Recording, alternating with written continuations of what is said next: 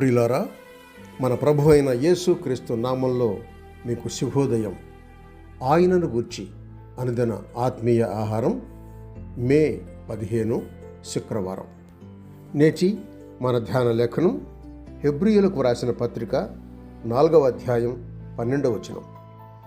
దేవుని వాక్యము సజీవమై బలము గలదై రెండంచులు గల ఎటువంటి ఖడ్గము కంటెను వాడిగా ఉండి ప్రాణాత్మలను కీళ్లను మూలుగను విభజించునంత మట్టుకు దూరుచు హృదయం యొక్క తలంపులను ఆలోచనలను శోధించుచున్నది. వ్యాఖ్యాన అంశం దేవుని వాక్య ఖడ్గము 2వ భాగం. వ్యాఖ్యానాంశం దేవుని వాక్య ఖడ్గము 2వ భాగం. వ్యాఖ్యానం: నేటి మన ఈ ధ్యాన వచనంలోని ఈ దైవవాక్యాన్ని ఖడ్గంతో పోల్చారు. వాక్యమే శరీరధారిగా మారిన క్రీస్తుని గురించి 5 అంశాలు గమనిద్దాం అని నిన్నటి సంచికలో అనుకున్నాం. అందులో ఒకటి, దేవుని వాక్యము దేవుని నుండి కలిగింది అని. రెండవది, దేవుని వాక్యము సజీవమైనది అని వివరించుకున్నాం. ఈ సంచికలో ఈరోజు మిగతా 3 అంశాలు గమనిద్దాం. మూడవది, దేవుని వాక్యం యొక్క పని మిగుల శక్తి గలది. దేవుని వాక్యం యొక్క పని మిగుల శక్తి గలది. అది జీవిస్తుంది, అది పనిచేస్తుంది, అది రెండంచులు గల ఖడ్గంలాగా ఛేదిస్తుంది. అపొస్తలుల కార్యములు 2వ అధ్యాయం 37వ వచనం చూడండి. దేవుని వాక్యం అంతరింద్రియంలోకి దూరగలదు. 51వ కీర్తన 6వ వచనం చూడండి. అలాగే అపొస్తలుల కార్యములు 7వ అధ్యాయం 54వ వచనం, ప్రకటన గ్రంథం 19వ అధ్యాయం 15వ వచనం చూడండి. దేవుని వాక్యం ప్రాణాత్మలను విభజిస్తుంది. మానవుడు ప్రాణాత్మ దేహాలు అను ముప్పేట తాడు. తెస్సలోనికలకు రాసిన మొదటి పత్రిక 5వ అధ్యాయం 23వ వచనం చూడండి. అయితే ఆ మూడింటిని ఎవరు విడిదీయగలరు?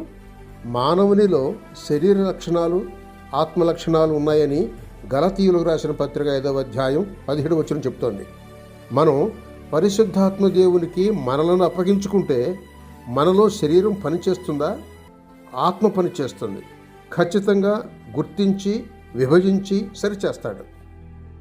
ఇక 4వ అంశం, దేవుని వాక్యపు తీర్పే అంతిమం. 4వ అంశం, దేవుని వాక్యపు తీర్పే అంతిమం.